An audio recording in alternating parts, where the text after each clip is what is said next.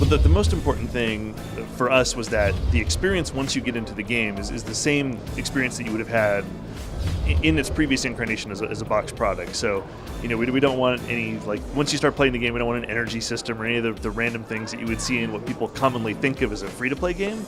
But we want the game to be command and conquer, and that's the most important thing. And so this is very much back to the traditional roots of the franchise. We have this base building, this harvesting. You build up a large army, and you go and fight your opponent and try and defeat them. But the biggest thing in terms of technology is we're now on the Frostbite engine. So that's the same engine that Battlefield 4, that Need for Speed, that many of the games around EA are using. And so this gives us, we have physics, we have destructible buildings, we have amazing new capability to do lighting. It's just an incredibly powerful engine, and it makes the game easily the best looking Command and Conquer ever. It's really quite amazing. The second thing that we're doing on the technology front is the game's moved more towards a client server, and so this is something that is kind of a mainstay of online games traditionally. It's a little bit new for RTS.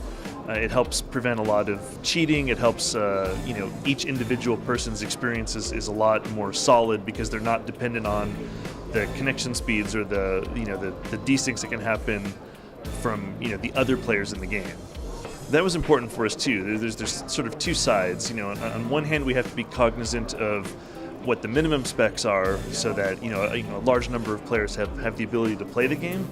But on the other side, it was very important for us, in keeping with us wanting to have a very AAA experience, even though it is free to play, that we'd be able to crank up all of the, let the players be able to crank up all the knobs and have, super vibrant particle effects and be able to see, all of the units and the shaders and all of the effort that the art teams have done to make the units and the world look as amazing as it does.